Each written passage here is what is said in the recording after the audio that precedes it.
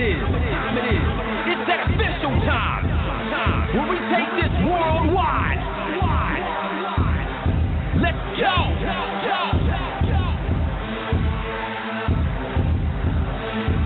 Listen. So now it's time to turn it up. Surf the radio waves as we begin to burn it up. We all up in your area like landscape, definitely bringing you the power slam and pancakes. It's the mandate that you tune in. It's time to move out so we can move in and recognize that this is no illusion. I'm here to clear the air so that there is no confusion. It all started off in the book of Genesis when Jacob was wrestling with who he thought was his nemesis. And when the man saw he couldn't overpower him, he touched his hip but he really could have devoured him. And from that point, then we hear a name change, rearrange the game, so now we gotta change lanes. So I'm here to let you know it's time to listen to the Pancake and Power Slam show. Let's go! Turn it up, turn it up. It's the Pancake and Power Slam. Turn it up, turn it up. It's the Pancake and Power Slam. Turn it up, turn it up. It's the Pancake and Power Slam show. Turn it up, turn it up. It's the Pancake and Power Slam. Turn it up, turn it up. It's the Pancake and Power Slam. Turn it up, turn it up. It's the Pancake and Power Slam show. Turn it up.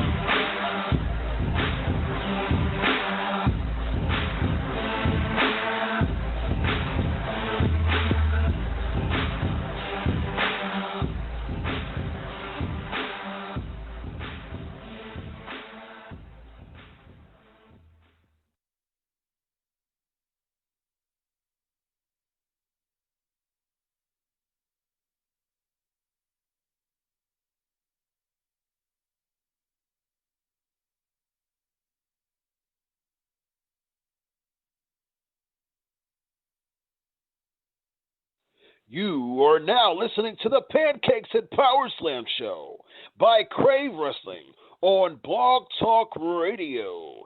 Be sure to follow Crave Wrestling on Twitter at Crave Wrestling and join the Facebook fan page Crave Wrestling. 395 episodes in here, ladies and gentlemen. This is Pancakes and Powerslams. I am Chris Featherstone. We got a lot to talk about today, and I got my guy on the show for the second time. The first time was so much. We talked about so much that I split it in two, actually. Last time he was on the show. Let me see. When was the last time he was on the show? Let me get a date for you as far as when he was on the show last. It's been a while, actually, I think. It's been a while. Last time he was on the show was September the 12th, 2018. So it's been over a year. Wow. And this is his first time live, actually. So he is actually live with us tonight. The other time it wasn't live, but this time it is live. So without further ado, ladies and gentlemen, I'm pretty excited about this. He is Mike Knox. How are you tonight, my friend? Well, hello, young man. How have you been doing? Well, I hope. I have. I've been doing very well. How about you, man? You still killing in the real estate land? Yeah, man. I'm pretty lucky, man. I get to help a lot of good people and make friends along the way. So I cannot complain, my friend. I cannot complain. Yeah, I can't complain, man. So before we jump into any Q&A or any discussion or anything, just go ahead and plug yourself, man. Let the listeners know, just in case they, we got new listeners from a year ago. Let them know what you're up to nowadays.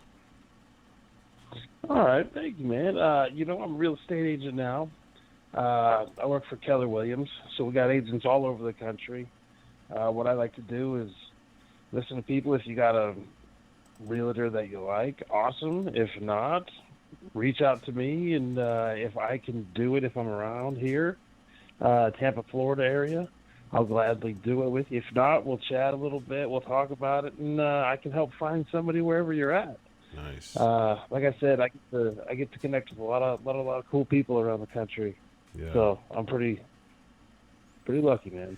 Yeah, that is awesome, man. That is awesome, man. We talked about it last time as far as just what a awesome thing it is just to really get into a point where you're like, you know what, I'm good. I don't need wrestling anymore. I'm good. Yeah. Yeah. Yeah, shoot, man. I figure like no regrets. I never broke my neck or my back or you know what I mean. Yeah. Like, Yeah. I Exactly. never had any serious repercussions for wrestling for over 20 years. Like, Hmm. you know, that's a win. I think Yeah. that's a pretty good win. Absolutely, it is. Yeah. That's a big deal, man. I mean, there's people who, have lifelong, injuries. I mean, that they still can't, that they're still struggling to get it, recover from. And thankfully, after Oh yeah. 20 years in the business, you're still at it, and you still got some youth to you. I know that you don't feel like it, but you still got some youth to you. I get a little spring in my step every once in a while. That's right, man. That's right. Absolutely. Yeah. So, hashtag Ask Knox. Ask Knox. That's the hashtag for the Q&A. Do you watch wrestling nowadays at all? You know what? I'm going to be honest. For the last, I don't know, probably 6 months or so, I'll flip it over here and again and just kind of check it out, see what everybody, see what the big hullabaloo is about. Yeah. But what a time in wrestling, man. For the first time in a long time, I actually sat down and watched the whole show from beginning to end. Oh, nice. Nice. And that's saying something for me, man. I had to check out AEW, man. Okay. What's your thoughts on AEW? Like I said, what a wonderful time in professional wrestling. I agree. At first when I heard some of the roster, and I was just kind of thinking, I was like, man, I don't know, I want them to do good, but that's a lot of very high intensity, fast paced wrestling. I always was kind of taught that you needed to treat it like a roller coaster. And, you get up high on the card, then you kind of get a little bit lower on the card, then you get higher on the card, and you just kind of keep telling a story to where, it makes sense at the end where the main event is what they remember the most about everything. Yeah. And then AEW kind of, like everybody's going so hard and so fast, and they're trying to bring that, the Japanese style, toughness over here to America, which I was like, oh man, I just don't know if it's going to take, because they seem like they kind of try it a lot, but I'll be honest, man, I've been very impressed with what they've been doing. I've been entertained too, so now, one thing that, like I said, one of the things that worries me though is doing all that stuff. yes, going so hard all the time. Yeah. Yep. I worry about the longevity of the career. Mm-hmm. Yep. I agree 100% with that. Yep. It's just like I'm letting the boys be the boys and letting them show off and do what they can do, and I love that. But yep, I agree with you, man. It'd be tough to get a long, storied career.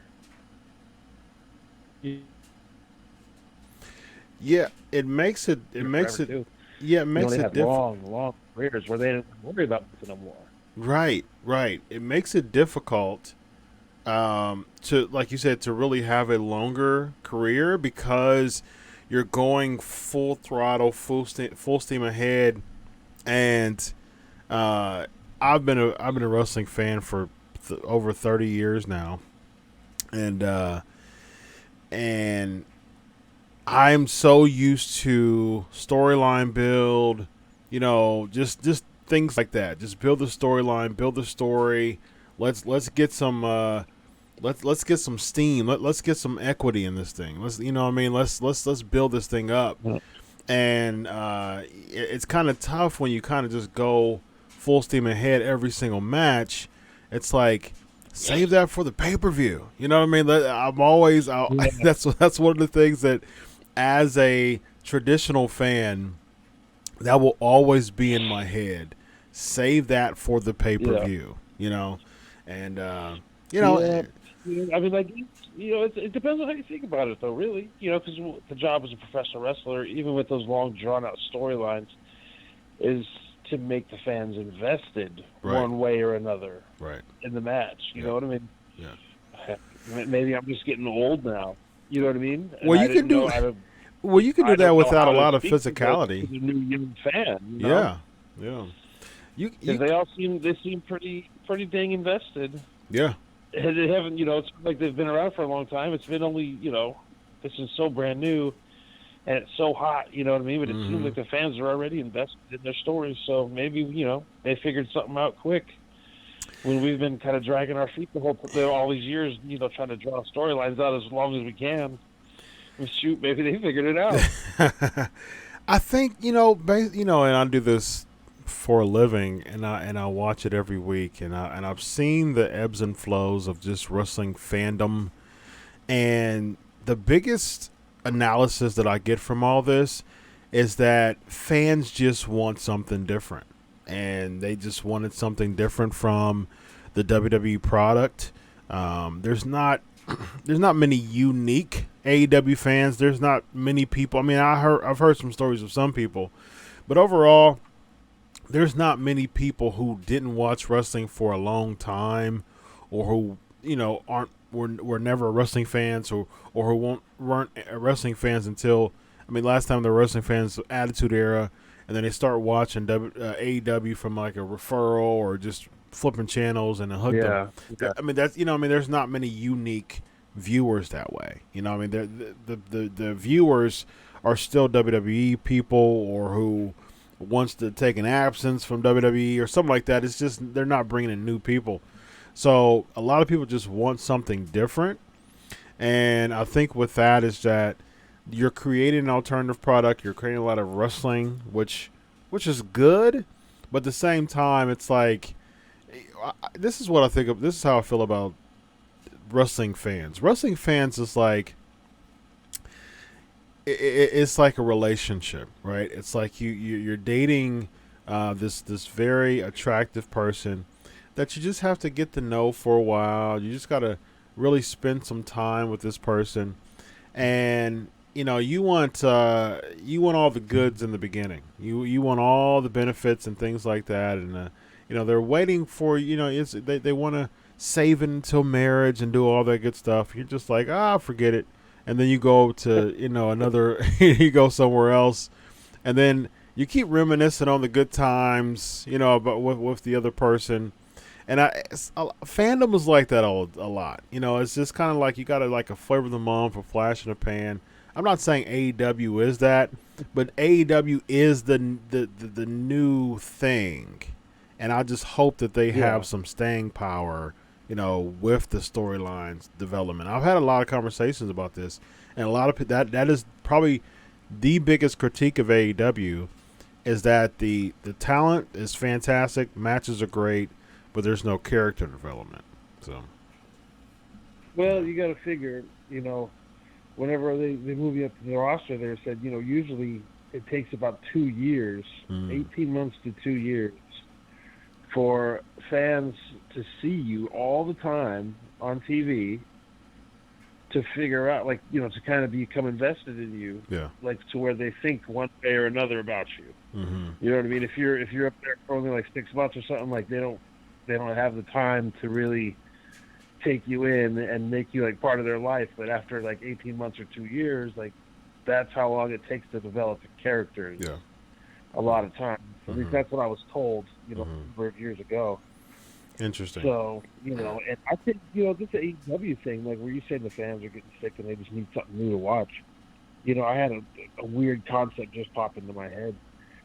I wonder if a lot of that is Vince's fault too. Because remember back in the day when it was WCW versus WWE, and it was the big war, and it was the Monday night thing, and they romanticized that and they dramatized that to sell, DVDs and specials and books and all this stuff.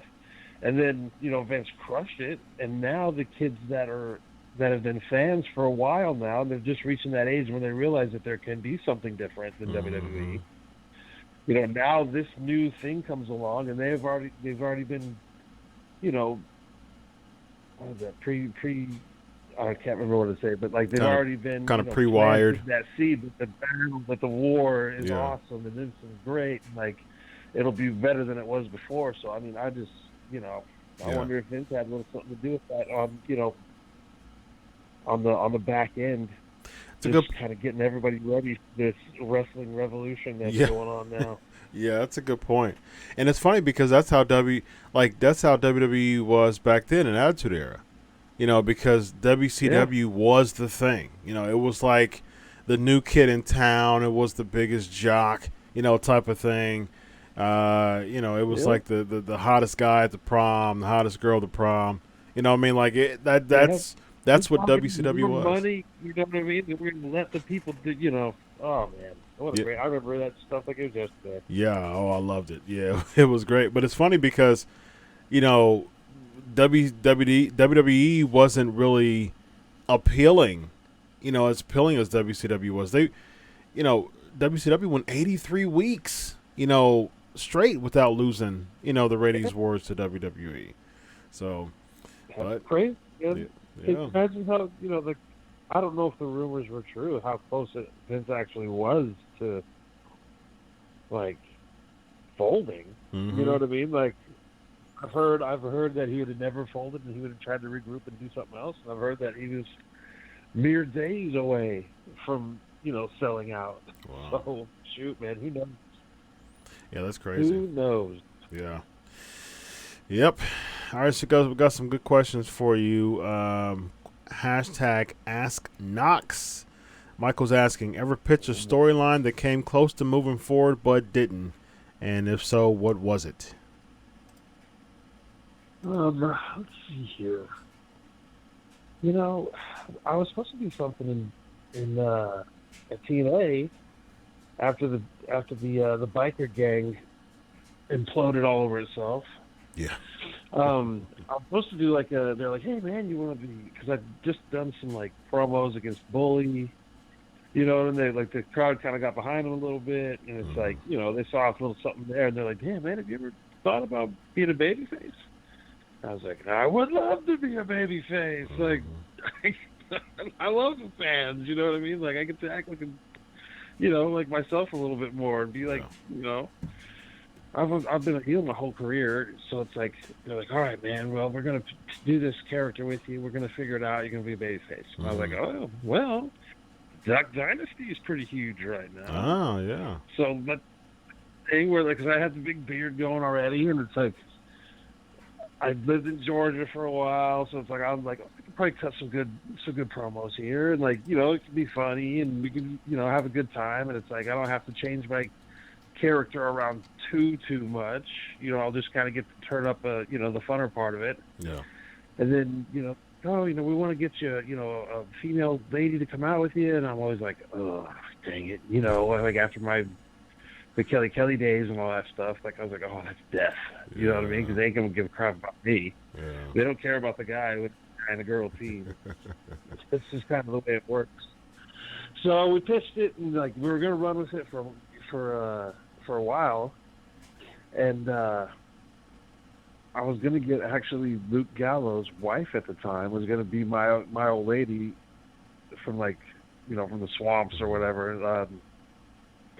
So that was gonna be, yeah, that was gonna be fun, man, because it was, you know, an excuse to stay close to one of my best friends, you know, and it was just a chance to get Amber seen on TV here in, you know, nationally or whatever. I did TNA. I don't know where we were at then. We could have been on any channel by then.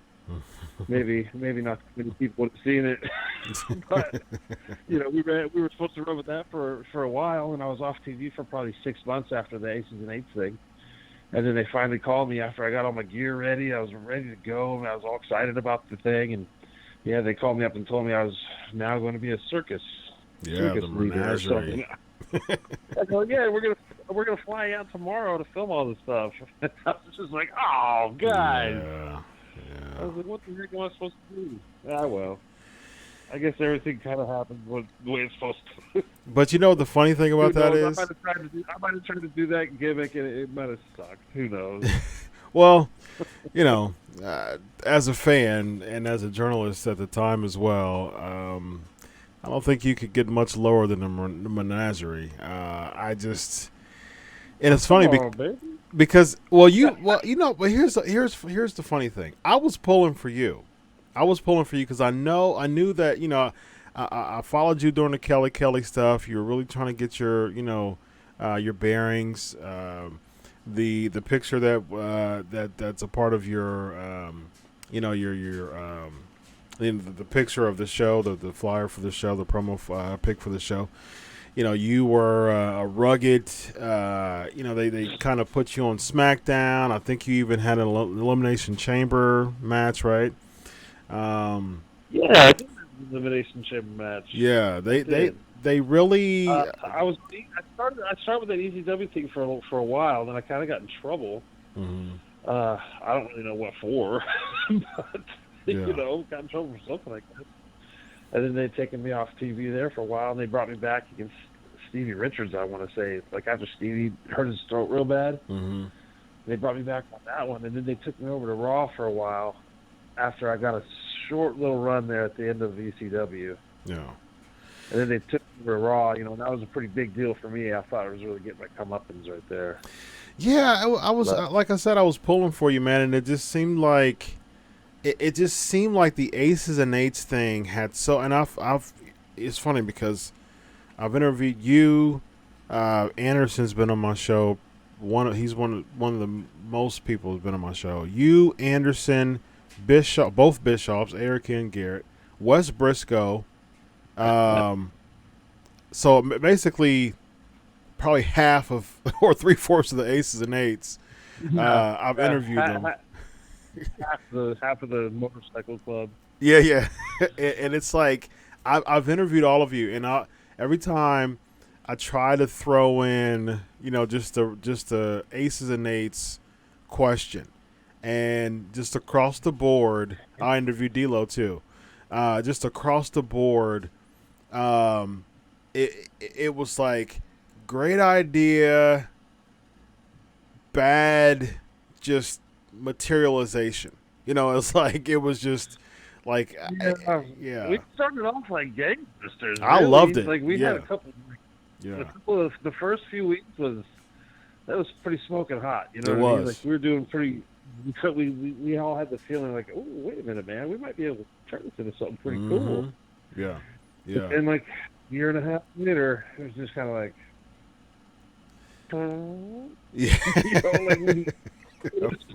A fart in church. It just wasn't the same.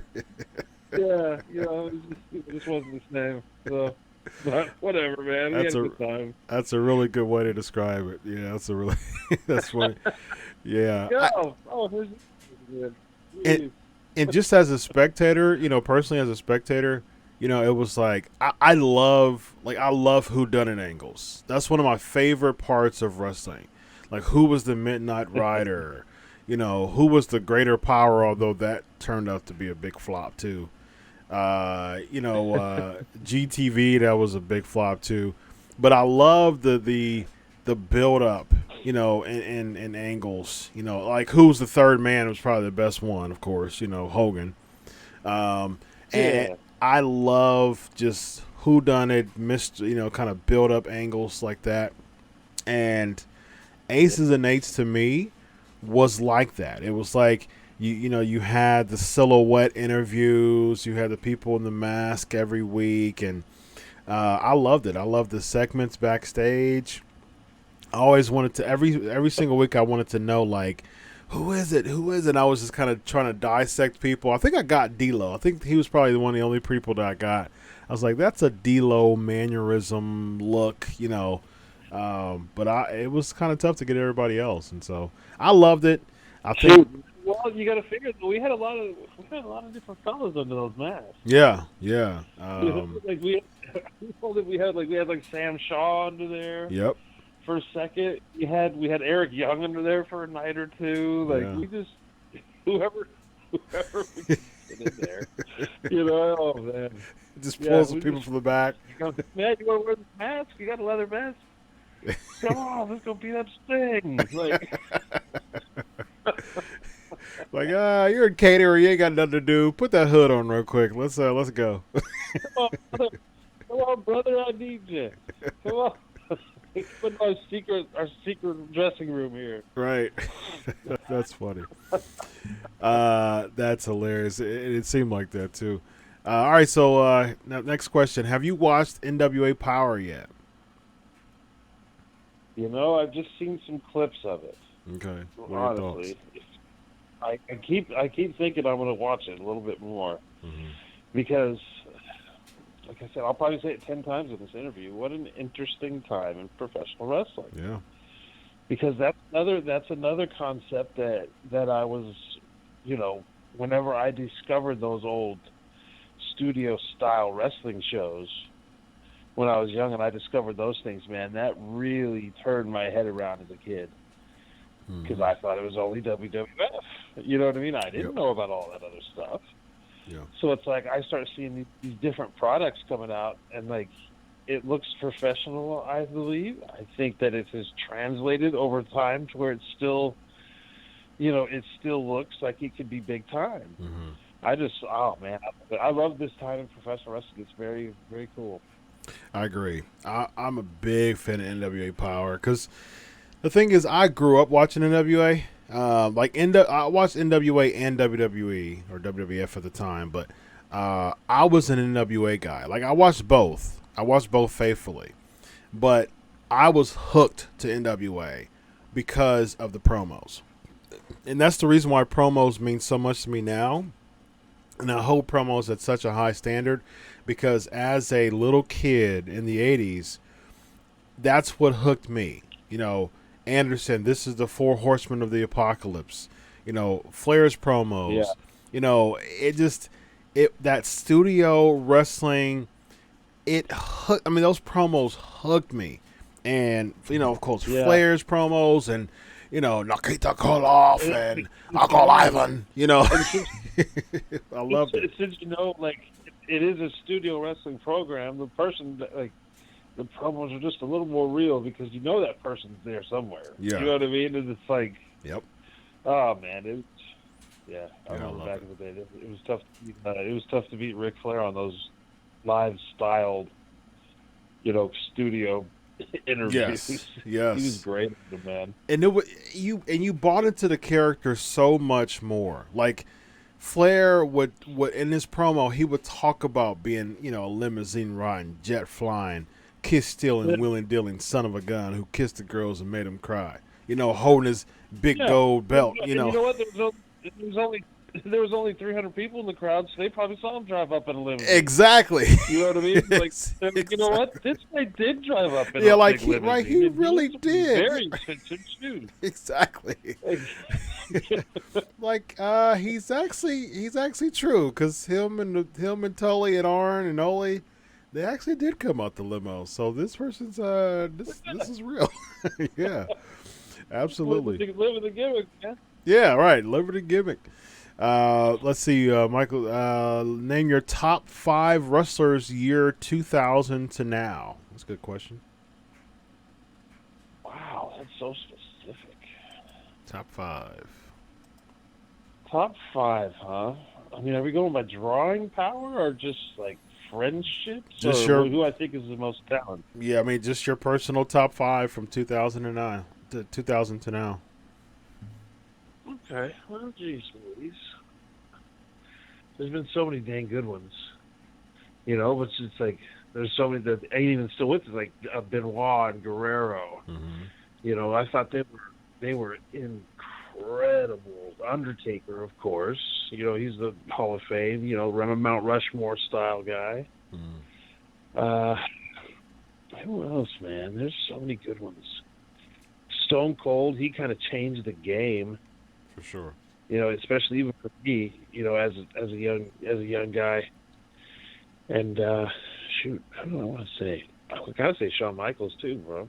That's a good one. Yeah, that's he meant a lot to me, man. I tried to model a lot of my stuff after Shawn Michaels when I was, you know, coming up and I was just first starting to train. Yeah. But then I just kept bigger and bigger and bigger, and they told me that if I bumped like that, they would never let me wrestle on another show for the rest of my life. So wow. I learned to not bump around too much like Shawn Michaels. Wow. Interesting. Yeah. Wow. Good time. Yeah, so that's probably going to be them, man. Yeah, that'll be them. That's a solid 5. All right, so we're going to close with some name association. So I'm going to just throw some names out to you and just give me some short. Oh boy, I don't have to think fast, do I? No. Just give me, a few words or a few sentences on your thoughts or experiences with this person. Okay. Let's start off with John Cena. Ooh, you know what? I met John Cena when I was about 18 years old. And I knew from the first time I ever saw him wrestle, even though it wasn't great, he'd cut a promo and he wrestled this goofy match. And I knew he was going to be a damn superstar. I didn't know to what extent it was going to be, like to this level, but I knew he was going to be one of the ones that made it. Yeah. I love that guy. Triple H. Man, I wish we would have got along a little bit better. We always, we didn't dislike each other, we shook each other's hands and we were pleasant to each other. It's just, I don't know. I feel like we never quite got along as well as we should have. Kelly. I love Kelly. She was so innocent and sweet whenever we first went up to ECW. She really was 18. Yeah.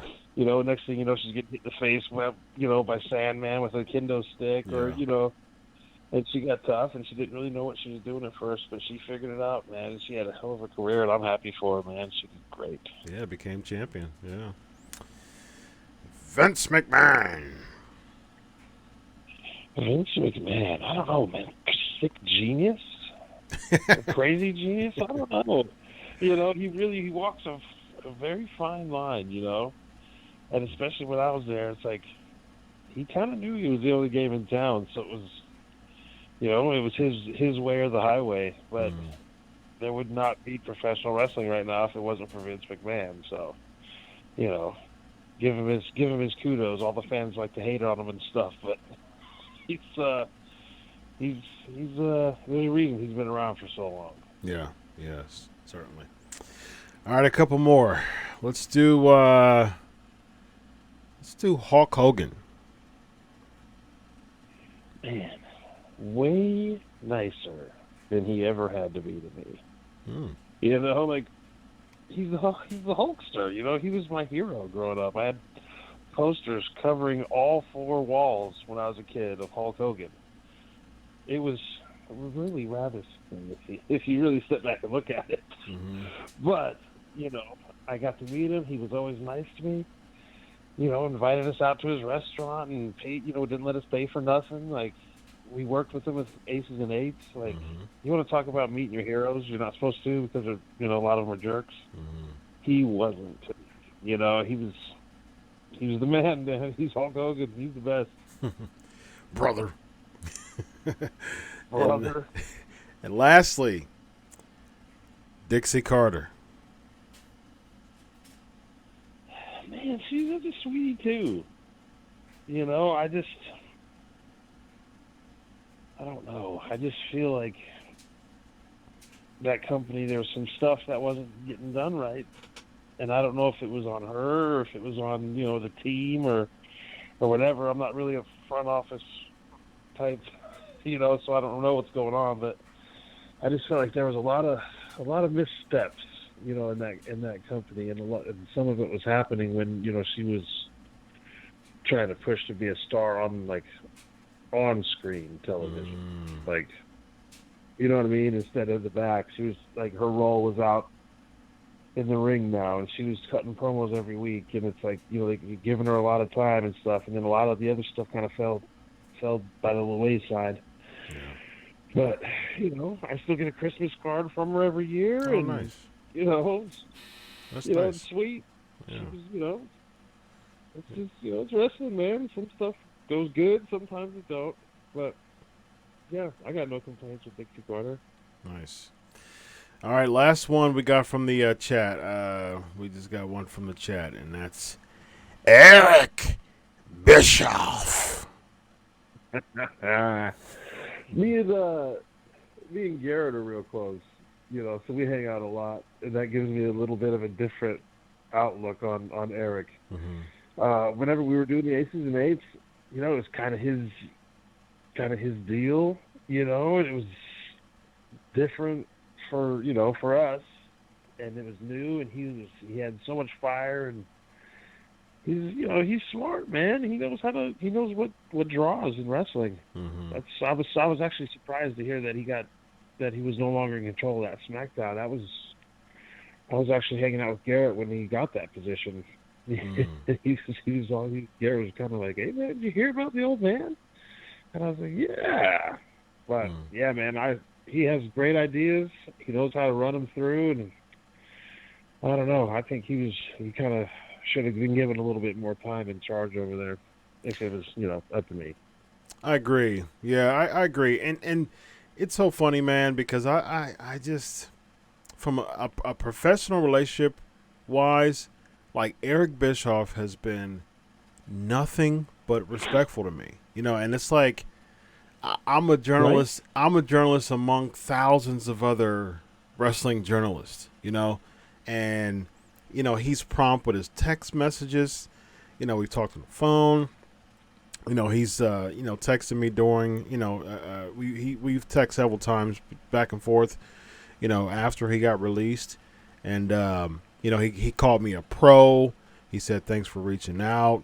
He's been nothing always, like every single conversation, any type of interaction that I've had with Eric Bischoff from it's been nothing but respectful, and I appreciate that as a journalist, because you got a lot of journalists who who desire to have a professional relationship with Eric Bischoff, and can looking for that interview, or didn't have a really had some relationship but kind of broke off. I know people have done that too, but it's like he's been nothing but respectful to me. I'm like, it's the good Lord giving me favor or something like that. But I appreciate that. I was gonna say the same thing. You hear about like sometimes you hear like old stories about these older fellas that were in charge back then, and you get kind of worried about it, and you're like, oh man, I wonder if it was really that bad, if it was kind of pumped up a little bit, because every time I had Eric, within 50 feet of me, you could tell he's just like you were saying. He's a pro. Yep. He knows what's going on. Mm-hmm. Yep. So, and definitely coming out of a bad deal over there. Yeah. Sadly, because I wish that he would have had some more time too. I agree with you. So, Mike. Yeah. Yes, sir. It's been a pleasure, man. Always. It's last time was lengthy. This time was lengthy. I think that we enjoy talking to each other. I do too. I think we got a little something here. Yeah, I think right. We got a spark. We got a little spark going on here. Not to be able to feel that right now. Right. All right, go ahead and plug yourself one more time before we go, man. All right, brother. Yeah. If anybody's looking for a place to live, looking to buy or sell, even if you ain't in the Florida area, if you just need to talk about it, man, reach out. Shoot me an email, m.hettinga. I'm about to put that in the chat. m.hettinga, Hettinga, right? Hettinga at kw.com. Reach out. I'll see what stage you're at, see if you need any help, and we'll have some fun. We'll talk about some wrestling. We'll talk about some homes, and I'll get you where you need to be. Nice. So M as in Mike .Hettinga, Hettinga at K as in kite, W as in win.com. Oh yeah. All right, I just put that in the chat, so for everybody to do that. All right, Mike. Hopefully we'll have you on again, man. Thank you, Chris.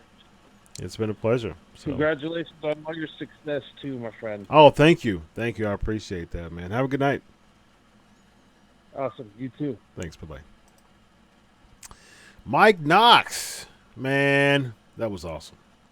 I appreciate him coming back on the show tonight. It was awesome. It's crazy that it's been a year since last. He's been over a year. It's been 13 months since the last time he was on the show. That is a surprise. Yeah, but it's great to have him on the show again. I've talked to him before. I've talked to him a couple times. It was something I did an exclusive on, I think late last year, beginning of this year, something like that. I reached out to him, and did an article about something. I forgot what it was. But yeah, it's great to have him back on the show. So looks like there's a good chance that we'll get him back and we'll do some more chatting. All right, let's get into it, ladies and gentlemen. Apologize for the delay in the beginning. Just getting everything together. But we're good to go. We're going to do some percentages again. Going to do some. I got some good questions for y'all too. I'm going to do some pro wrestling percentages once again.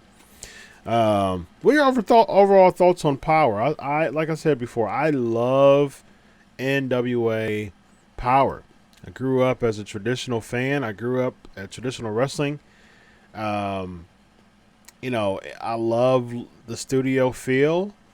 I have to kind of get back to not seeing. It's so funny because I wanted Pyro so long in WWE, and I'm glad that they got Pyro back, which I think they should, because their whole niche is to be that big entertainment conglomerate type of feel to them. But it's so funny because I love the exact opposite, the most basic type of setup, wrestling style, you can have. I love that. It's amazing. And studio wrestling is back, man. It's back. Michael says NWA is good because it's not overproduced. I totally agree with that. And it's true. It's not overproduced. And that's what I love about it. So absolutely awesome stuff. All right, without further ado, ladies and gentlemen, you know what time it is. As a matter of fact, somebody tell me what time it is. Let's see what the chat was. Come on, chat. You tell me what time it is. I'll wait for somebody to tell me what time it is. It's time to talk about it. Time to talk about if dry as melts. No, it is not. It's funny. Oh man, yeah. Cody was on my. I played Would You Rather on my Facebook, my personal. Michael's. There you go. It doesn't. It evaporates and it melts. Mike and Cody was on my personal Facebook. We played Would You Rather, and one question about writing, or would you rather read, not be able to read and not be able to write? Somehow that turned into whether dry as melts. That was the funniest thing, and it was hilarious. I actually watched it back, and it was funny. It was fun and funny. So, but you're right before the wrong answer evaporates. Michael, you said news. That's right. Headlines. Here we go.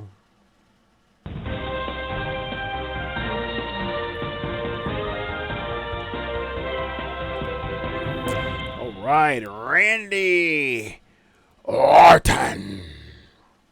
Man, he's teasing some AEW stuff. He had it was tagging people, saying TikTok, and it was a picture that he was near the he was near a locker or near a room or door that said Elite on it. Yeah, I agree. He's just trolling. I agree with that. But here's the funny thing. I don't see him going to AEW either. I don't think this has anything to do with AEW. I don't think it has. There you go, Lexi. Headlines. This has nothing to do with actually going to AEW, in my opinion. As far as I remember, he signed a 10-year contract back in 2010, so it's up next year. So now it's time to negotiate a renewal. So this was, if anything, this was a public attempt to really improve and boost his equity, boost his stock, to appreciate, like a nice shiny house, to appreciate. And I think that this was genius. I think this was absolute genius for him to do that, because here's what okay, come on. what is the WWE going to do? Fire him? And if they fire him, he's got quite the lucrative job in AEW. So, which you're dealing with the con money here, and the cons are more expensive than the McMahons. They have a bigger bank account than the McMahons do. So, here's the deal. What's up, Huddle? So here's the deal. If Orton wants to troll as much as he wants to, that's the funny thing about professional wrestling. And that is what Mike was talking about, that back in the day, Vince, had a Vince McMahon had a mentality of, I'm the only guy in town. Well, that's not the case anymore. You're not the only guy in town. And not only you're not the guy in town, you're going against someone who's worth about 4 times more than you are. So, you know what I mean? Like, you're going against the cons. I think Khan's around $8 billion now. I think Vince is still at 2. He might be closer to 3, going up to 3. But he's got a lot. The Khan's got a lot more. Vince is at 2.8. Yeah, 2.8 billion. 2.8 billion. And as far as the Khans are at 7.9. So you're talking about 3.5 times more. So about 2.5 times more. Still, that's still quite a bit. So still quite a bit. Gallows and Anderson are getting $750K per year over 5 years. Randy will get $4 million plus. Yeah, I can see that for sure. Definitely. NWA on TNT is promoting AEW like Fox does with SmackDown doing their football game. Yeah, why not? They've got the money. You got an $8 billion con family that's working that has the ability to do that. So, it's a fun type of thing now. It really is, man. And here's the thing. And the jury's still out with AEW for me. I enjoy the weekly programs, but I still think AEW's still trying to find an identity right now.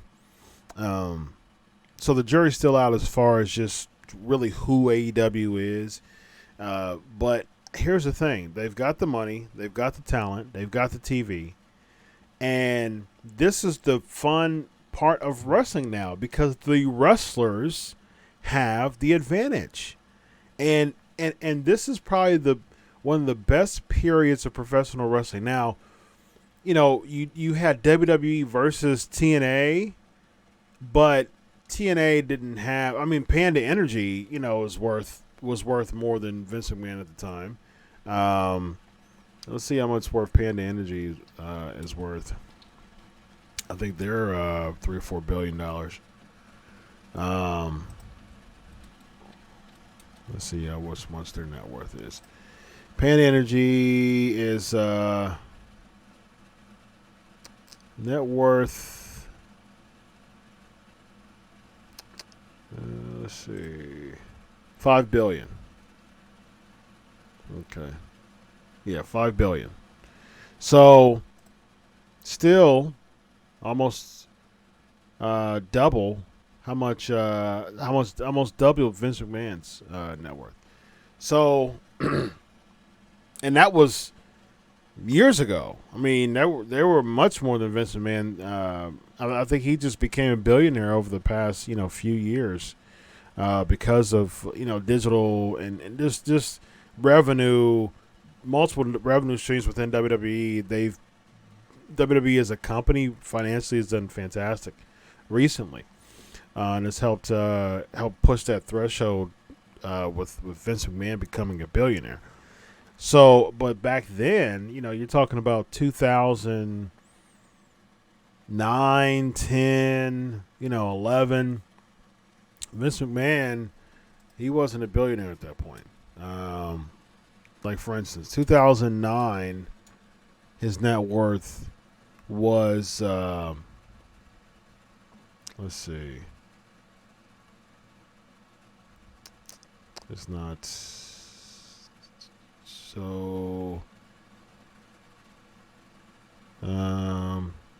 So 1.2 in 2014.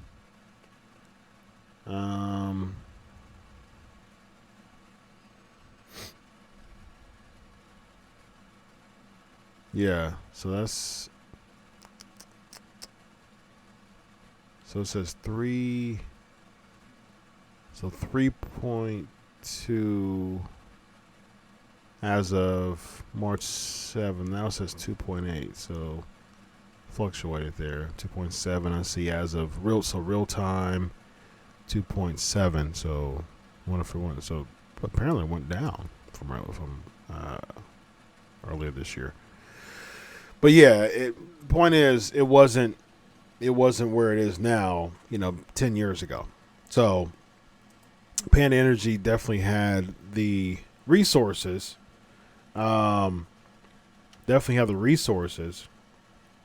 To put into TNA. So we'll see. Vince's $200 million less because of the XFL and projects, $400 million over 5 years. Yeah. But he did invest. This takes some money out to invest in the XFL, with hopes that it, be lucrative. Let's hope it works this time. Like I said, Cardell Jones is my guy, Buckeye. So hopefully that works out. But the point is, 10 years ago, it wasn't this. And so Pan Energy had the resources to really shell in and really put some good investment into TNA, but they didn't. So, but now it's a different animal, man. It's a whole different animal. TNA's for a while still, they have some good TV, but yeah, we'll see. We'll see how it is. But right now, you've got like Panda Energy wasn't like firsthand into TNA, but you have the Khans.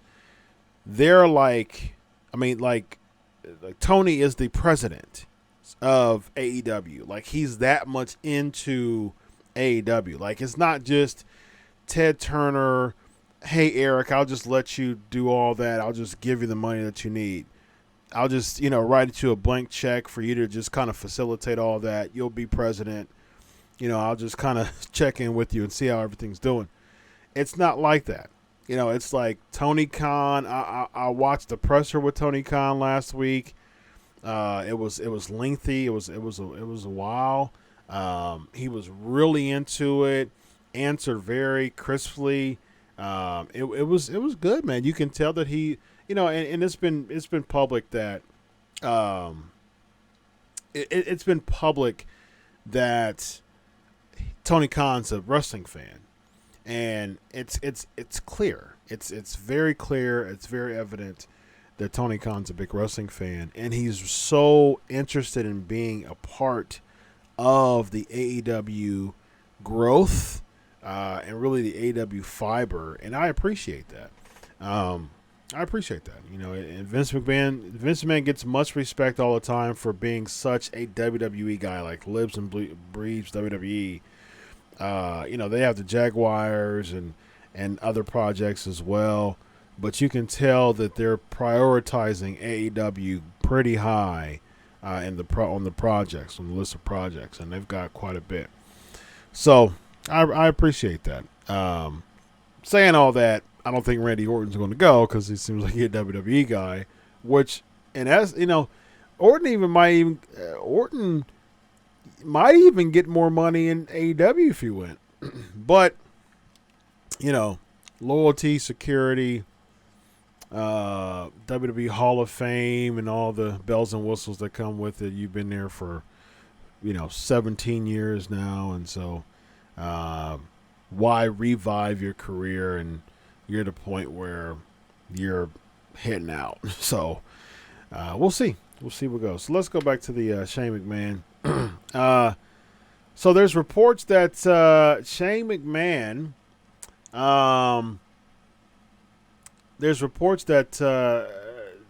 Shane McMahon is written off. And we'll see where that goes, man. Meltzer talked about how the whole thing with Kevin Owens the thing is with Kevin Owens, it was legitimately meaning to take Shane McMahon off the grid. And so, because WWE doesn't want to have anything with the authority figures anymore. But here's the funny thing. Shane was actually hired he was hired back as a talent. He wasn't hired back as, a real authority. So he was hired back as an talent. Of course, he's a McMahon, so kind of by proxy you have that type of authority that comes with you. But he didn't, he wasn't hired as an executive at all. So we'll see.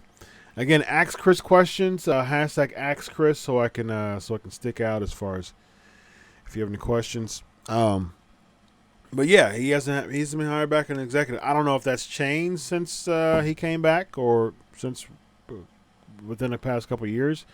But as far as I know, last time I checked was about less than a year ago. He was still hired on as a talent. I know that he has some issues with Hunter. There was basically one of the big stories out was Shane left and did his projects because, he felt that he was supposed to be the heir apparent to get the company, and Vince McMahon was it was clear that Vince was given the reins, was eventually going to give the reins to Triple H. So there were some issues with that.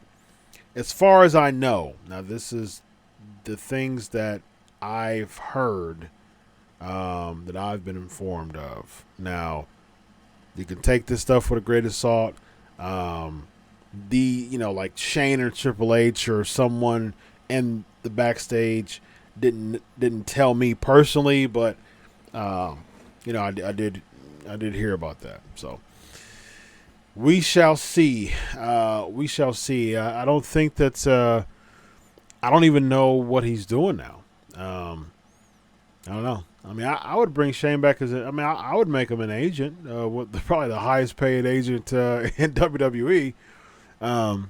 I think WWE needs Shane McMahon. I'm a Shane McMahon guy, big Shane McMahon guy, and I liked him back. I liked him back as a babyface. I was a big Shane fan doing his babyface run. Didn't really dig the heel run too much, but he did get Roman Reigns over as a babyface. So if there's anything that we can grab and we can get from Shane McMahon as a heel, he put over Roman Reigns and Kevin Owens as a babyface.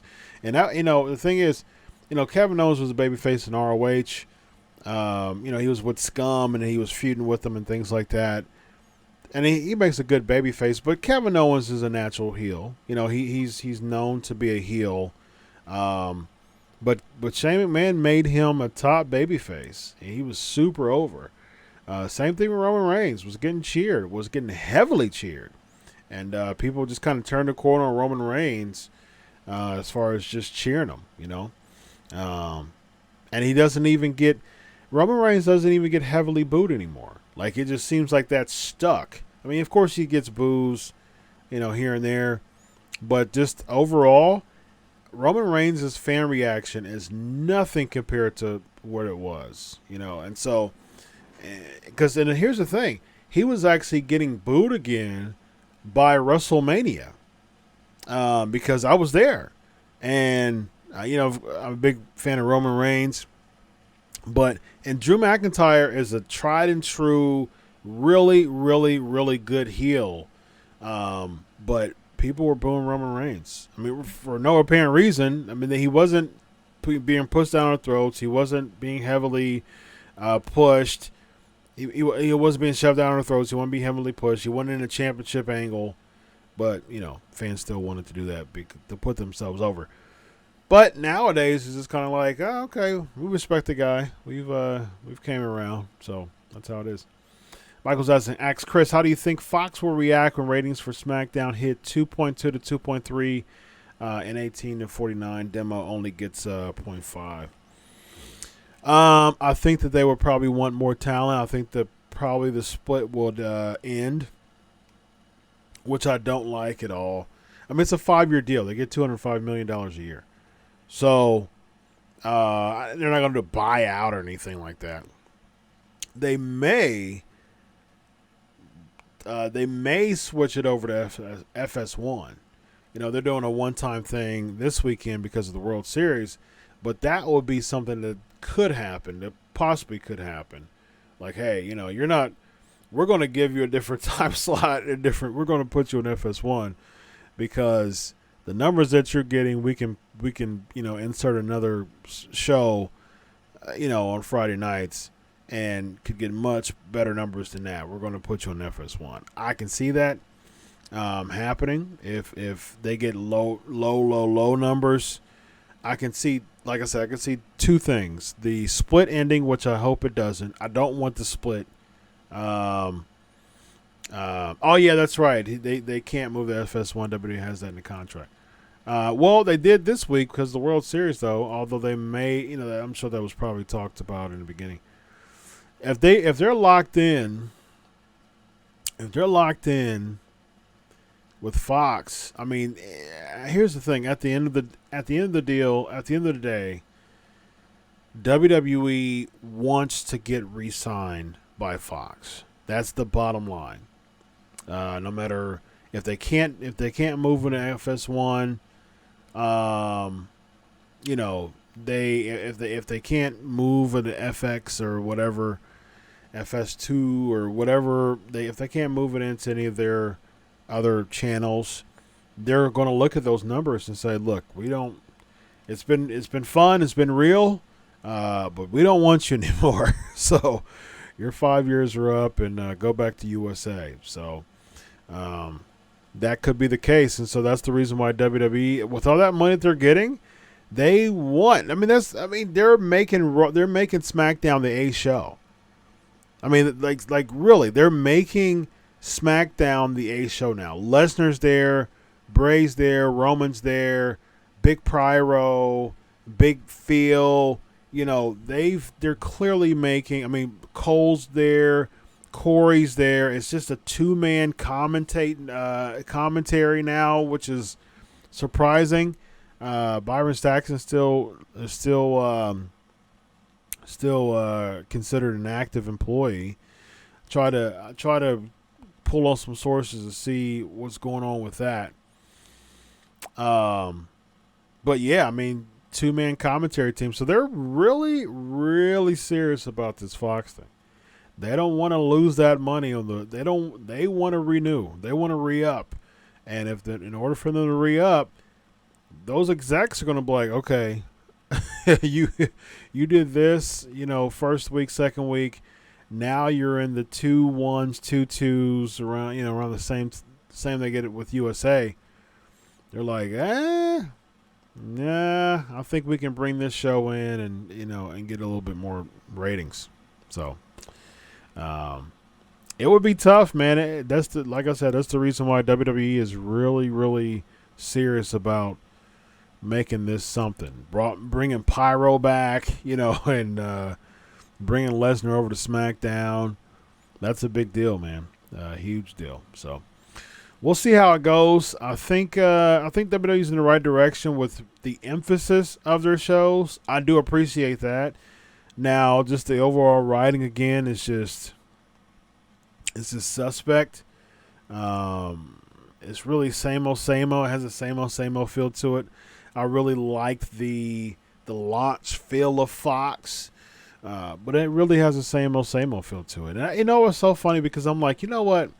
Do we hold AEW to the same standard. Now, don't count New Japan. They're having U.S. expansion. They're having a tour and everything coming up, but they're in Japan. They're not a USA competitive brand. New Japan is its own entity, although it is having a lot of strides and making a lot of noise, and as far as a U.S. presence has been for the past couple of years. So New Japan, can't compare them. Can't compare Impact, Access TV, great stuff. Going to be Tuesday nights. Big fan of that. Lots of promise with Impact. I was talking to some execs during WrestleMania weekend. I did a presser with Tessa Blanchard and Jake Chris and Don Callis. And so I was asking them questions. And I was talking to some execs too. And so there's a lot of promise with Impact Wrestling, and I appreciate that. But they're still never going to be comparable to WWE. I mean, that's quite evident. That's just not going to happen. MLW, again, I've had Court Bauer on the show. Lots of promise but MLW and ROH to me are one and the same in a sense. ROH still has a bigger feel to it overall, but MLW is kind of its own entity, and it's cool with, like, you know what, we're not trying to compete against WWE or really anybody, Matter of fact, we'll work with them. We'll have Shivani on MLW and AEW. We'll have MJF. MJF is on both MLW and AEW. So they're not really competitive with like AEW or anything like that, which is smart, very smart, if you ask me. I like it. But yeah, I mean, I think ROH is definitely not. I love ROH. I'm an ROH faithful. My favorite wrestler, Jay Lethal, he's still an ROH guy. So I'm loyal to ROH. But again, ROH is not. They're not in the business to be the next WWE or outdraw WWE. So AEW is really the only entity that has the resources and has that ability to outdraw WWE. So it made WWE lazy for a long time. You could tell it made them lazy, and I think, who was it that I was talking to? That was I was interviewing. Who was I just interviewing that was just talking about that? He was saying backstage, Vince McMahon and Triple H, they don't care. I mean, they laugh at that stuff. Like, they laugh at people saying that I won't watch WWE anymore. They laugh at just all the criticisms and things like that because it doesn't. I mean, it phases them. It phases them. They don't just totally ignore it. But at the end of the day, they're like, you know what? Complain all you want, but I'll bet you're watching Raw next week. So it didn't give them an incentive to compete. Now they have an incentive to compete with AEW, especially since AEW is blowing NXT out the water in numbers. Now, granted, NXT is WWE's third brand as opposed to AEW. That would be the same thing as like comparing AEW Dark, to NXT. But yeah, we'll see. We'll see. Although I like NXT, I love the NXT Dynamite kind of. It's not really a feud. They keep saying, Papa Khan. he talks about it's not a feud and things like that. It's hard to buy that when Cody's, destroying, Triple H's throne. Dusty Rhodes is, he having promos of how he was held back and, wanted to kind of revive himself. Chris Jericho basically shooting live about WWE, talking about the We the People gimmick. So it's, say it or admit it or not, it's a feud. It's a feud. I'm sure that each other are looking at each other's numbers. There's even talk of NXT going out of Full Sail. So I mean, come on now. You can't fake it and pretend it is no feud. If WWE is talking about getting out of Full Sail by 2020, it's clear that there's some competition there. So that we can't sit there and pretend that that doesn't exist. So next, let's go to a trivia question here. What year did Kurt Hennig debut in WWE as Mr. Perfect? What year did Kurt Hennig debut in WWE as Mr.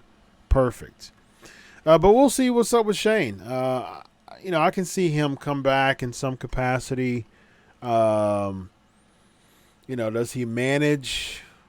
That would be interesting. Good job, Michael.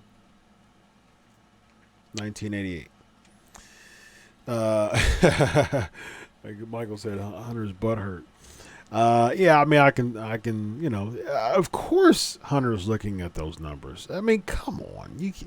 We can't fake and pretend that doesn't exist. That would be ridiculous and delusional if someone would say that there's no type of competition there, in so much that WWE is looking to get out of Full Sail. First of all, making Full Sail live, making it, a live show. And then saying, you know what, let's just get out of Full Sail because, AEW's packing out 5, 6, 7, 8,000, seat venues. So, meanwhile, there's 400 people at Full Sail, chanting NXT, and, you got the NXT faithfuls, which probably 80% of them are the same people.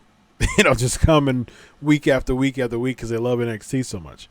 So, and I've had conversations about this. I like the Full Sail feel because I do think it's a hybrid between the glitz and glamour of WWE and studio wrestling. I like it. I don't think they NXT's never been a money maker. As a matter of fact, it's lost money. So, getting to the point, I mean, I know that you're in a USA now and things like that. So there's deals and things like that give you the finances to go and travel and things like that. But I like the Full Sail feel. I mean, like it's one of those things like, why spend more money and get out of Full Sail in 2020 as if that's going to do anything as far as just your comparison to AEW.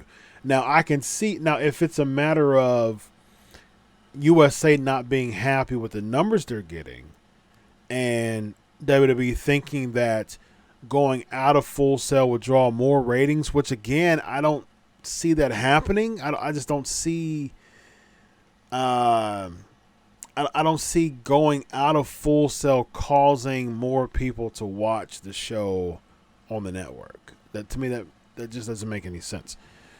But it just seems like they're trying to do anything at this point to try to get those numbers up. So Michael says NXT needs venues 1,500 to 3,500 for a better production feel on a major network. Yeah, I mean, I can see with the, I can see with that. I can see with the network thing.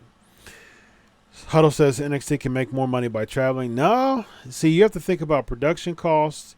You have to think about venue rentals, all the lighting that you have to transport. That's the reason why first of all, that's the reason why WWE stopped doing pyro, and that's the reason why they had the same lousy looking set, for Raw and SmackDown. And so they were cutting back on production costs too, because that was just money they just couldn't really afford at the time. So NXT traveling from place to place that's not a guarantee, because they were doing that. They were doing live events. They still do. They do live events, but they do it in smaller venues though, because they're not going to buy big venues. They're not going to do big venues, live events at big venues, because they're not money makers. So we'll see where it goes, man. We'll see where it goes. We'll see where Shane goes. Hopefully he comes back soon. All this physicals and blood testing requirement in most states and bond. Yeah, exactly. That's a good point. Yeah. Insurance and things like that. That's the reason why I got to consider himself sports entertainment, licensing, and a whole bunch of stuff, that you have to go through that and do that. So that's a good point, Michael. But yeah, about Shane, real quick. I can see him back before Mania in some capacity. Maybe to interrupt Owens and bring somebody with him at that time. I think that would be pretty cool. Actually, yeah, I mean, he's not a SmackDown guy anymore, so it'd be interesting if they bring him over to Raw and Owens and Shane brings somebody. What do y'all think about Shane McMahon managing AOP? What do y'all think about that? I actually had a picture of Zelina Vega, Andrade,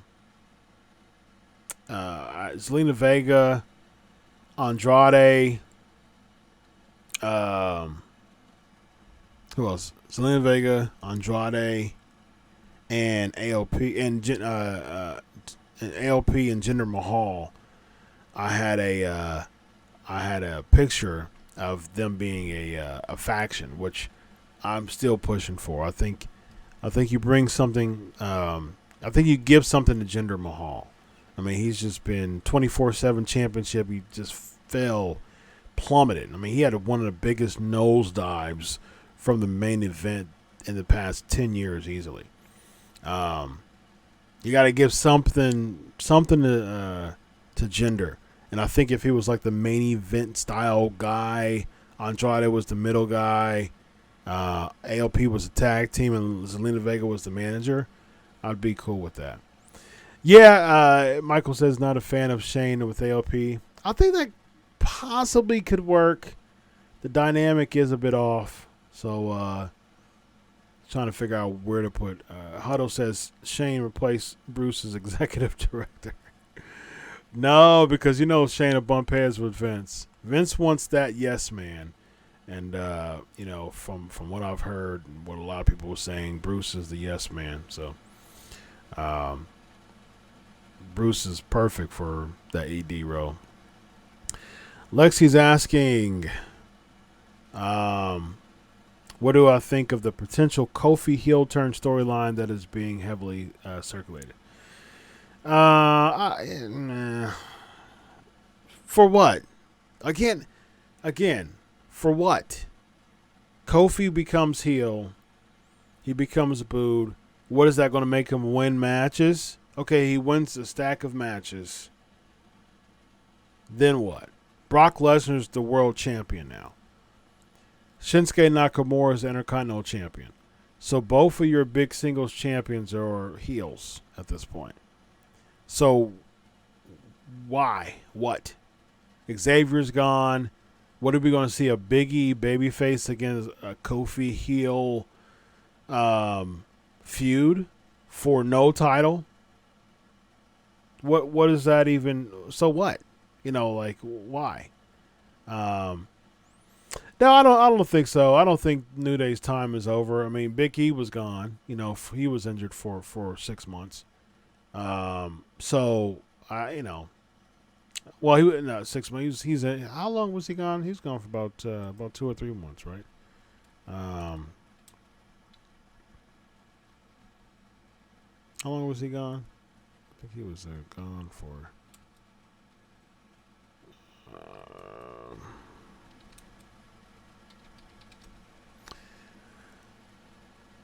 He was out for... So he had a torn meniscus.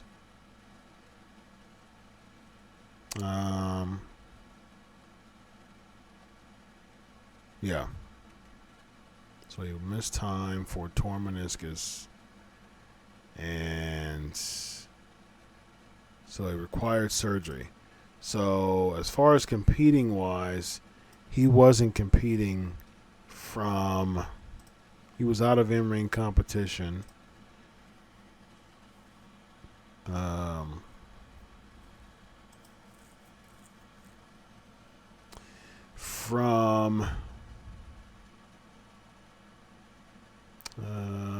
Okay, here we go. So January, left in April. So he's gone for 2 months.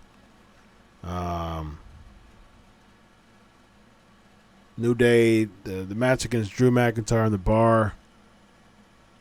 And he came back in June. That's on SmackDown. Beat Ziggler, Owens, and Zayn. So he was out for 2 months. But yeah, I mean, you know, with Xavier's injury though, like he doesn't need to compete though. You know, he can be the manager playing the. I mean, I know he's going to have therapy and things like that, but he can come back, you know, months before he's clear to go, you know, and just be a manager. But you know, there's no point. There's no point of doing that for Kofi Kingston. Make him heel, okay. So what? You know, he's not going to be a top heel. You know, it just doesn't make sense. Lawler and Rusev, really interesting. Fox executive tweeted and deleted. He got upset for the what chants, which I agree. I think that was stupid. I think that was very stupid. That's they were chanting what during daggone Jerry Lawler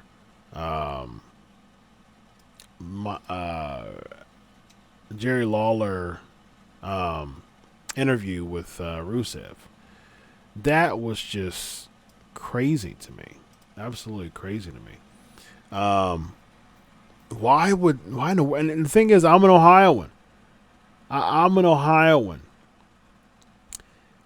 I was not happy with the what chance in Cleveland. I'm like, Cleveland on anybody? Doesn't make sense at all. That was just stupid. Fox executive was like, you know what? Keep, you know, those what chants are no good. And I agree with them. I'm so done with the what chants. It's just stupid. And it was just a terrible way to insert them. Like Jerry Lawler and Rusev, I'm glad he took up for him. He's a Hall of Famer. I agree. You know, why are you whatting Jerry Lawler? Like, what did he do to earn a what? You know, a list of what chants? He's just doing his job, introducing Rusev, and for some reason, that elicited a what chant. Just absolutely stupid. So yeah, kudos to the Fox F. He deleted the tweet, but I agree with them. Lexi's asking, have you noticed the barrage of at-home pick posts by WWE talent? Do you think that this is a gimmick to help sway future talent to sign by relaying they have ample downtime? I think that is a Lexi thought, a Lexi invention. I think it's a really good angle. I think it's a cool angle. I don't think WWE has thought that much into it, though. I think that's very clever to do that. Very clever to do that. But I don't think WWE has thought too much about that. Yeah, I don't think they've thought so much into that to do that. I just think that they just people just I think the talent are just at home and they can't get off their phones. Yeah, exactly, Michael. Lexi, you're hired. Yeah, that was very, very, very clever thought there. All right, Raw and SmackDown grades. What do you have? Raw and SmackDown grades. SmackDown last week and Raw this week. Next trivia question here. What was the main event of King of the Ring 93? What was the main event of King of the Ring 93? By the way, my boy Evan Tech Proud, keep him in prayers. He's having some family things going on right now. Someone's hospitalized, part of his family, so keep him in prayer. And his family in prayer. Raw A+ because of Street Profits. I love Street Profits. I love Private Party as well. I'm a big, it's like those two are two of my favorites. I love Street Profits and Private Party.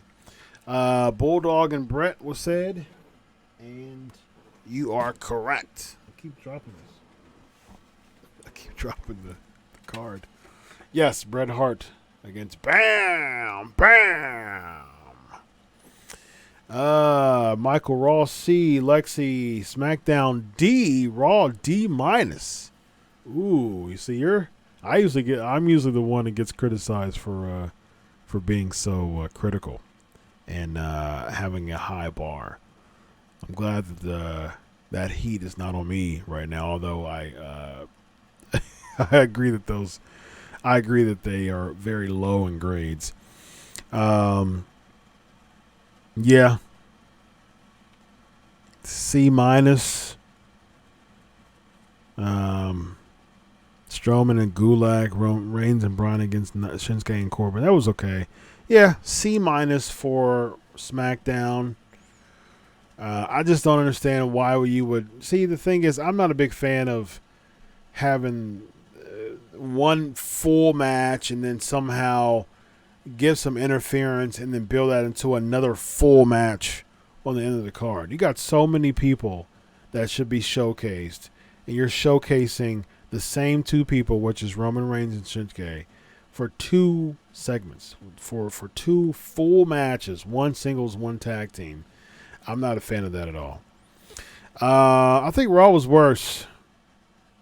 Good to see Drew back. Seth against Carrillo, I get it. It was a good way to showcase him. I was a big fan of Street Profits. That's probably the only thing that really took me to being excited about Raw. That was the best thing of Raw. I'm glad that they booked. I'm glad they made they made it a deal that they made it a thing that this is their first main event on Raw, and they actually won. So, and that was pretty cool.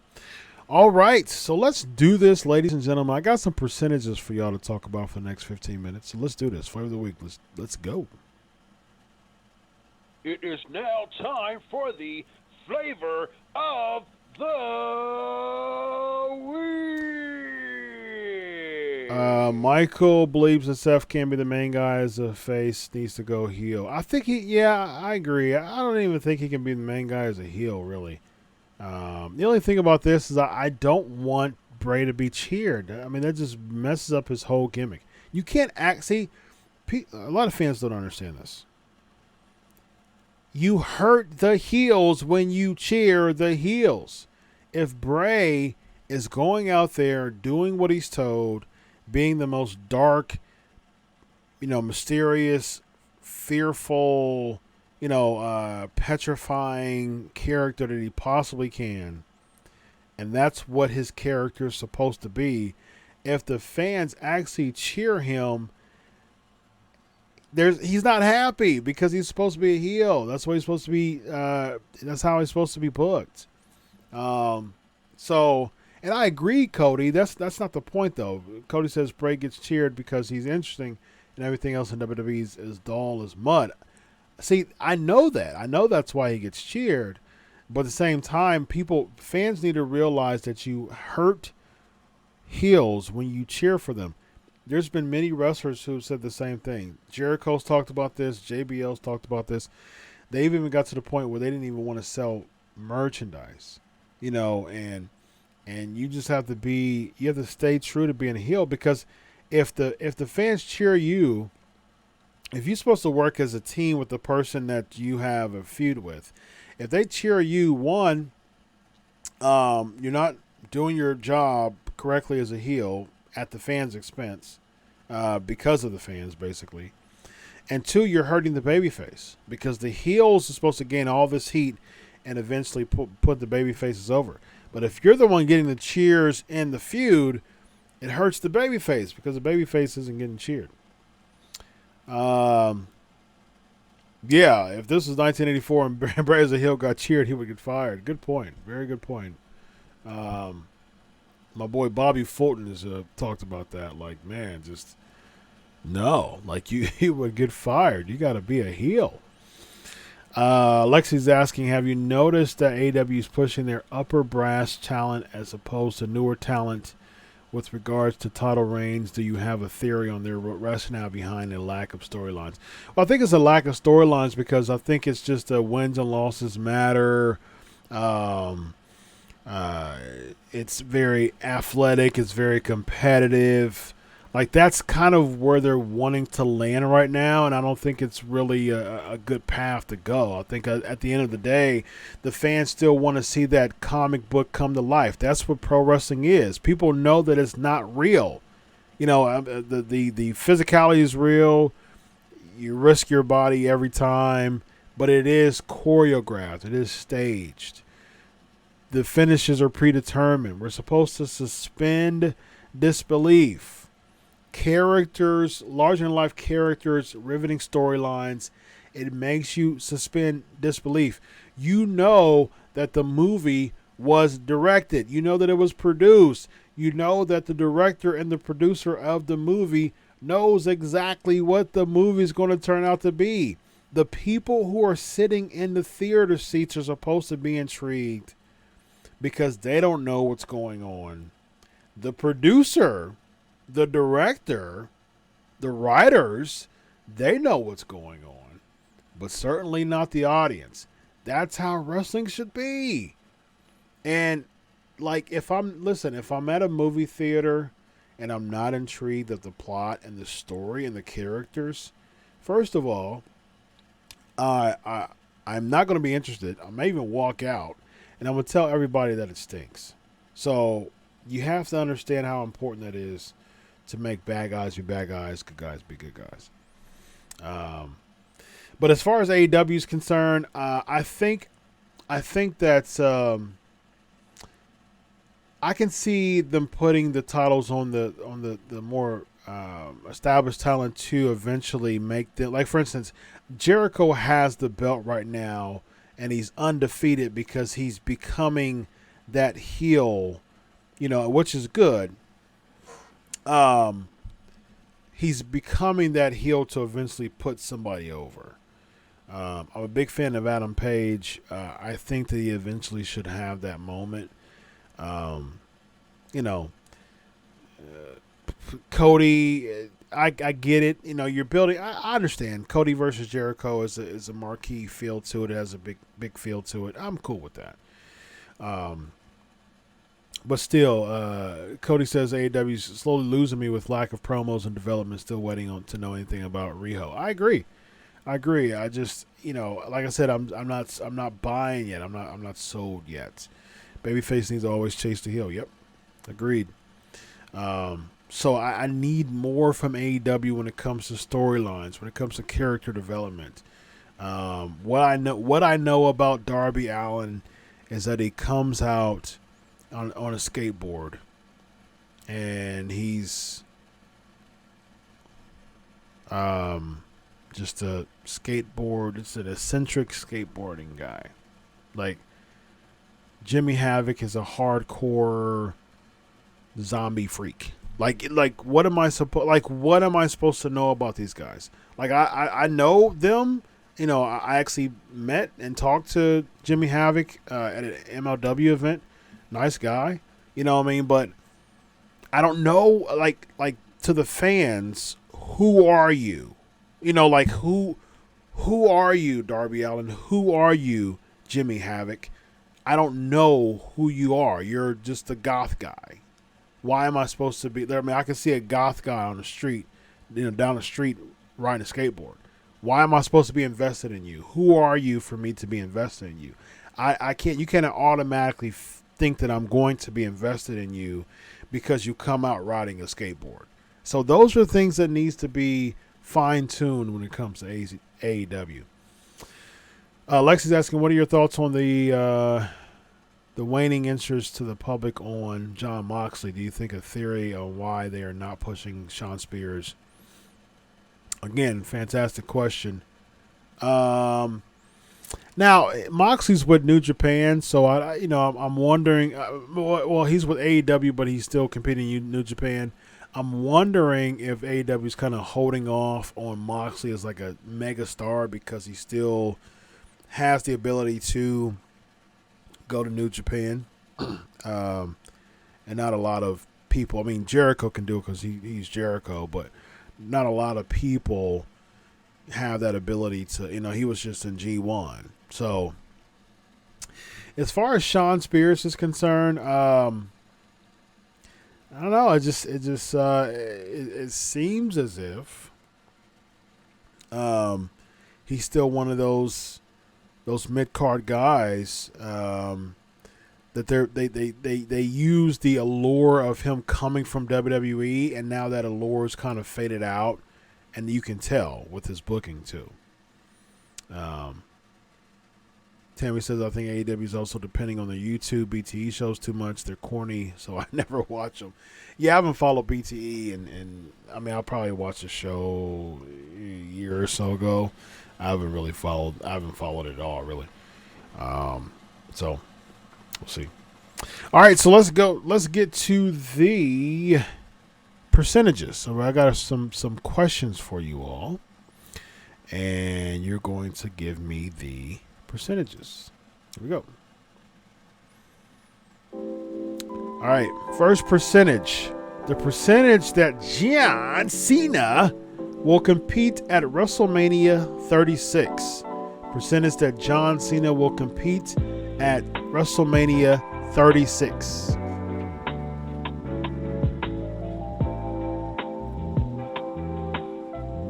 Cody says 0%.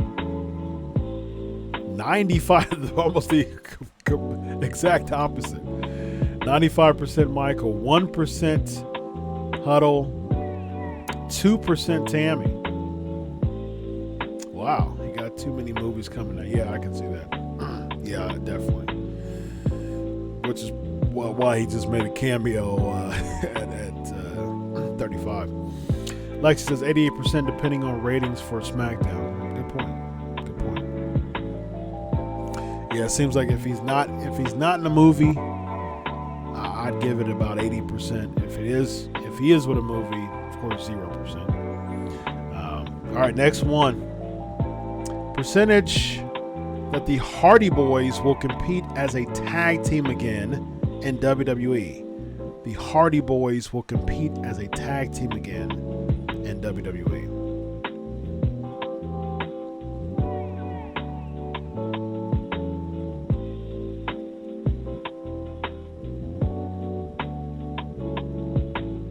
%, Cody says again. And again, the opposite, 98% for Huddle, 5% for Ryan, 25% for Tammy. Yeah, this is I wrote the question, but this is still a tough one though.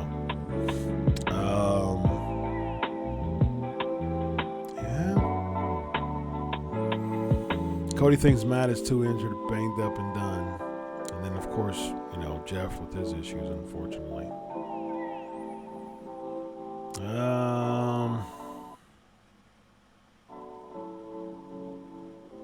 72% Angle could be the swan song on their careers as their Linky DDP rehab stint for Jeff. Huh, interesting. I don't know if they'll play that out, but again, Alexi thought. I think that would make a lot of sense, but not be in actuality. So, yeah, I agree. Matt is ready to go. Jeff need to find God. Amen to that. All right, next one. A couple more for you. Actually, we'll do one more. All right. Jinder Mahal will be WWE champion again. Yeah, Jeff and Matt's wife arguing on Twitter. Yeah, it might be 0. That's a good point, Tammy.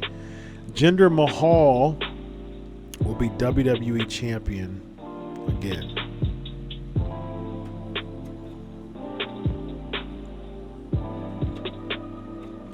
Check out 0% Tammy, 0% Huddle. Oh, looks like that's the consistency. Okay, Michael says 40%. I can lean more toward that. I'd say about 30%. I could see another Jinder Mahal thought like, hey, let's just push him again. But Cody says 0. So a lot of people. So it just might be one and done for Jinder like it is with Kofi. There'll be a part of the one and done crowd like JBL was.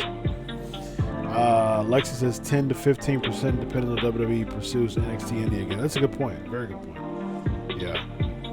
But a recent interview, Jinder Mahal said he's got about 2 months left before he comes back. And he said he wanted to be on NXT. This was like a week. This is like the weekend before the draft. And he said he actually wanted, if he had to pick, he'd be on SmackDown. But he said he has a goal. His goal is to headline a takeover. So the tag team Jinder and Kofi called one and done. Yeah, at JBL there's the manager. Yeah, so he wants the main event at takeover. So I think that's pretty cool. But he got drafted to Raw, so he got none of them. He got none of his desires.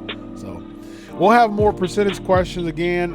For those who are top tier, give me some if you'd like. It's up to you. You have first dibs on the questions. I have some questions that we can talk about. But, for those who are on the top tier for the Patreon, you guys can give me some questions and you'll get credit for it too. So, all right, ladies and gentlemen, it's been a pleasure. 395 episodes in the book. 5 more episodes before we get to 400 episodes, ladies and gentlemen. Big shout out to Mike Knox for being on the show tonight. It's been fun. This has been a fantastic show. I really had fun just chilling with y'all, having a good time. So without further ado, ladies and gentlemen, we're going to land the plane. On behalf of all of you in Knox, 395 episodes in the books. Until next week, hit that thumbs up as well. God bless you all. Enjoy your week of rest. And always remember, I do it for you. Have a good night, everybody. Bye-bye.